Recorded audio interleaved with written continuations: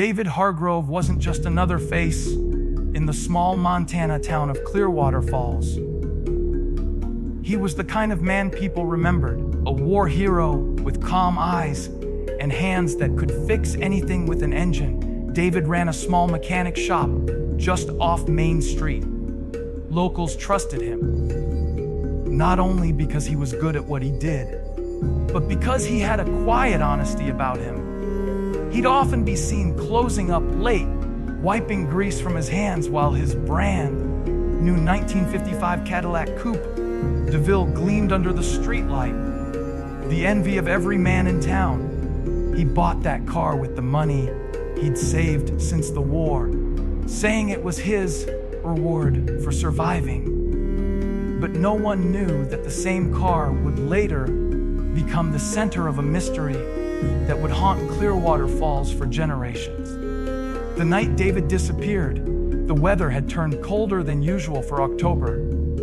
The air carried the kind of chill that hinted at early snow. Around 10 p.m., he was seen leaving the Timberline Tavern, where he'd stopped for his usual drink, bourbon neat. Witnesses said he looked troubled that night, glancing over his shoulder as if someone had followed him in. The bartender, a man named Roy Milton, told police later that David had received a folded piece of paper from an unknown man before leaving, a man no one could identify. Moments later, the Cadillac's engine roared to life, echoing down the empty road that led toward the Old Forest and Glacier Lake. That was the last sound anyone ever heard from David Hargrove. When morning came, his wife Eleanor reported him missing. The sheriff's men searched the woods, the roads, and even the old quarry, but there was no sign of David or his car. Days turned into weeks, and the case went cold. Some said David ran away with another woman. Others whispered that he had debts or enemies from the war. But for the older folks of Clearwater Falls, there was always something darker beneath the surface. They swore that on cold nights, when the lake mist rolled over the valley, you could still hear the faint hum of an old Cadillac engine idling somewhere deep below the water, waiting to be found. It was a hot July afternoon in 2025 when a team of divers from the University of Montana arrived at Glacier Lake. They weren't there to hunt for ghosts or legends, just to run sonar scans for an environmental project studying water pollution. The lake itself was a strange place, unnaturally still, framed by dark pine trees that swallowed sound. Locals called it the Drowned Valley because before the dam was built in the late 1950s, that entire area had been farmland and dirt roads. Beneath the water lay the remains of old barns, fences, and rumors. Rumors that the missing Hargrove boy and his Cadillac might be down there too. But to most, that was nothing more than a campfire tale. That changed when one of the divers' sonar readings showed a massive metallic shape resting deep on the lake bed. At first, they thought it was an old tractor or construction equipment left behind before the valley flooded. But when they looked closer at the outline, they saw the distinctive, curved body of a car, something elegant with fins and long lines. The divers decided to investigate, descending into the cold, murky water where sunlight barely reached. The lake swallowed them whole, their flashlights slicing through a world of drifting silt and silence. Then, one diver's light caught chrome, a gleam that didn't belong there. The shape came into view, a car lying perfectly upright, tires half buried in mud.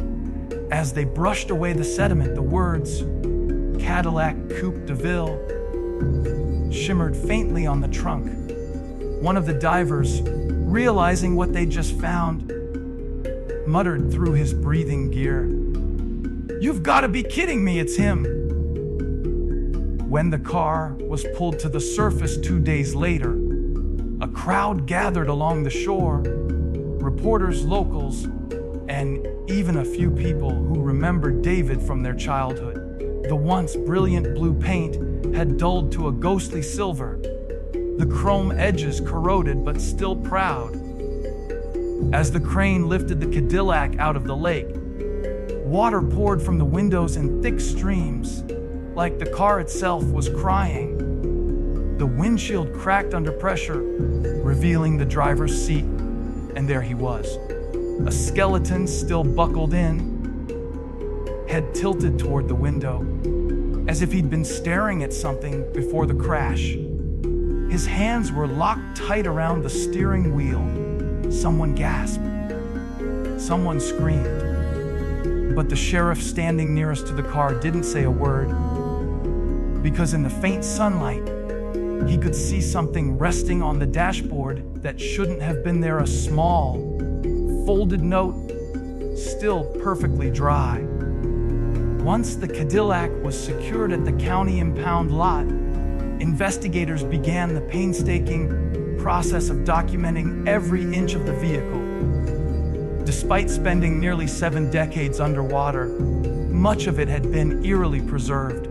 The driver's seat, though decayed, still held fragments of clothing fibers, and in the breast pocket, a leather wallet. Inside were David Hargrove's driver's license, 2 faded photographs of his wife and son, and an old gas receipt dated October 16, 1955, the night he vanished. But what truly sent chills through the team was what they found on the passenger seat, a note folded into a perfect square. Somehow, it was dry, the paper stiff as though untouched by water. When they unfolded it under the sterile light of the evidence lab, 4 words stared back at them in black ink. "They're watching from the ridge." That single sentence changed the tone of the entire investigation. The local sheriff, Mark Colton, who was leading the new inquiry, ordered all files on the original 1955 case reopened. They discovered that a report from that year, one filed by David himself, had mysteriously gone missing from the archives. According to old rumors, David had been planning to meet someone at the lake that night, someone connected to a smuggling ring operating out of the lumber mill. The ridge mentioned in the note referred to a cliffside area overlooking the lake, known among locals for its strange lights and unmarked vehicles seen late at night back in the day. Sheriff Colton couldn't shake the feeling that the note wasn't just a warning, but a dying message. Someone had been out there, watching. When the coroner examined the remains, another strange discovery emerged. The cause of death wasn't consistent with drowning. David's skull showed signs of blunt force trauma. That meant he'd been attacked before his car ever entered the water. The Cadillac's ignition was still in the on position, but there was no sign of braking, no shattered glass suggesting a struggle inside. It was as if someone else had driven the car into the lake, using his body to stage an accident. What terrified investigators most, though, was what they found beneath the note on the passenger's seat. A faint, greasy handprint, too small to be David's, too defined to be random, and under ultraviolet light, a single partial fingerprint glowed with a residue that shouldn't exist after 70 years, as if someone had touched it recently. The discovery of David's Cadillac had done more than stir curiosity. It cracked open a vault of memories the town had tried to bury for 70 years. Old-timers who had long stopped talking began to whisper again in diners and back porches. Reporters flooded Clearwater Falls, desperate to find someone who knew David personally. That's when Harold Briggs, a retired deputy, now 93 and living in a care home outside Helena, reached out to the sheriff's office. His voice shook over the phone, but his words carried a weight that silenced the room. "I know what happened to him." Sheriff Colton and his team drove out the next morning to record Briggs' testimony. The old man's hands trembled as he clutched a faded photograph of himself and David outside the lumber mill in 1955. "He didn't run off," Briggs whispered. "I found something he wasn't supposed to see." According to Briggs, the night David vanished, he'd been on his way to deliver a report. A statement about suspicious activity near the ridge by Glacier Valley. David had seen something while closing his shop late one evening. Two uniformed officers meeting a stranger beside an unmarked truck. The stranger was loading crates that emitted a faint, pulsating glow, like fire trapped in glass, as Briggs described it. The next morning, David came into the station, visibly shaken, and demanded to file a report. But before he could finish, the sheriff at that time, Sheriff Walter Kane, pulled Briggs aside and told him to burn the paperwork. Kane said the matter was handled. That same night, David disappeared. Briggs admitted he stayed silent out of fear. He was young, new to the force, and Kane was a man no one dared to cross. But as years passed, Briggs could never forget the sound he heard echoing from the ridge that night. The growl of David's Cadillac engine, followed by a splash. What made Briggs' confession even more haunting was a detail few had known. The lake didn't exist in 1955.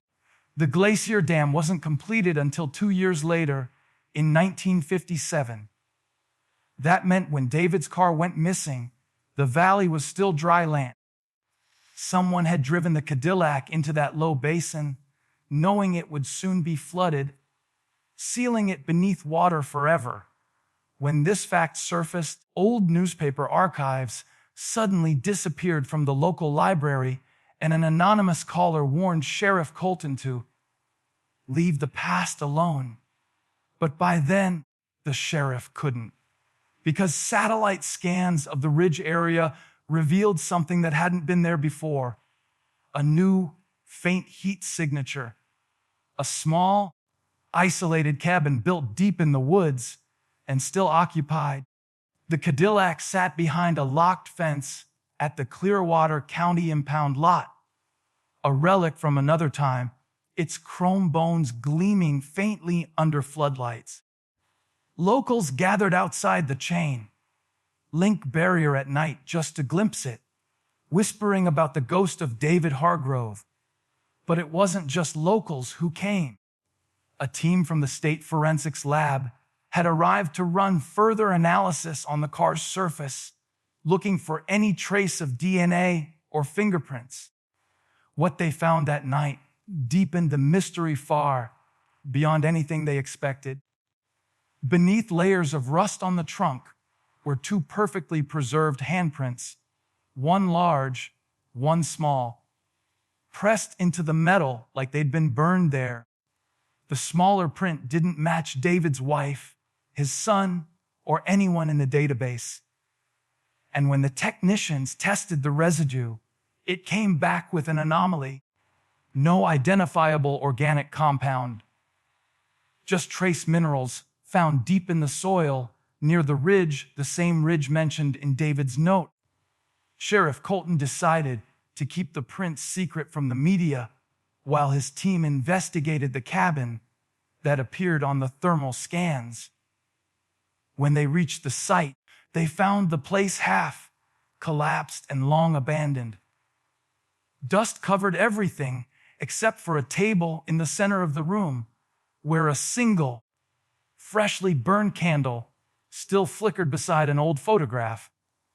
The picture showed David standing next to two men in sheriff's uniforms, both unidentified, their faces half shadowed.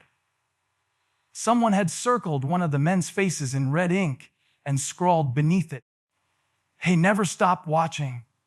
On the floor near the table was a set of wet footprints leading out the back door. Barefoot, small, and recent. The deputies followed them for nearly 50 yards before they vanished near the edge of the ridge. That night, back at the impound lot, the security alarms went off around 2:47 a.m. When officers arrived, the gate was still locked, but the floodlights were flickering. The Cadillac's hood was open, though no one had keys, and the interior lights glowed faintly, despite the car having no power source. The driver's seat was empty. The skeleton that had been carefully removed and stored for forensic study had somehow reappeared inside the car, slumped forward, hands gripping the wheel once more, and across the inside of the windshield, written in the same black ink from the note found in 1955, were 3 new words: fresh, wet, and unmistakably recent. STLYT. Whoa. By the time the sun rose over Clearwater Falls, the Cadillac was gone. The impound lot's cameras had glitched at exactly 300 a.m., leaving a blank screen for 6 full minutes. When the footage returned, the car and the remains had vanished without a trace. No tire marks, no footprints, no signs of forced entry. Just the faint smell of gasoline in the air and a single drop of water on the concrete, rippling as if something had just surfaced and disappeared again. In the weeks that followed, Sheriff Colton resigned without explanation. He stopped answering calls, packed his things, and moved out of town. Some say he started drinking heavily. Others claim he was seen standing near the ridge one night, staring down at the lake, whispering to himself. Not long after, the Lake Patrol reported strange lights glowing beneath the surface again, slow, moving, pulsing, just like the fire trapped in glass David had once described. And on certain nights, when the fog hangs low and the moon hits the water just right, fishermen swear they can still see it, the faint shimmer of a blue Cadillac drifting silently just below the surface, headlights flickering on and off like eyes that never closed. They say the dead don't watch, but in Clearwater Falls, they never stop.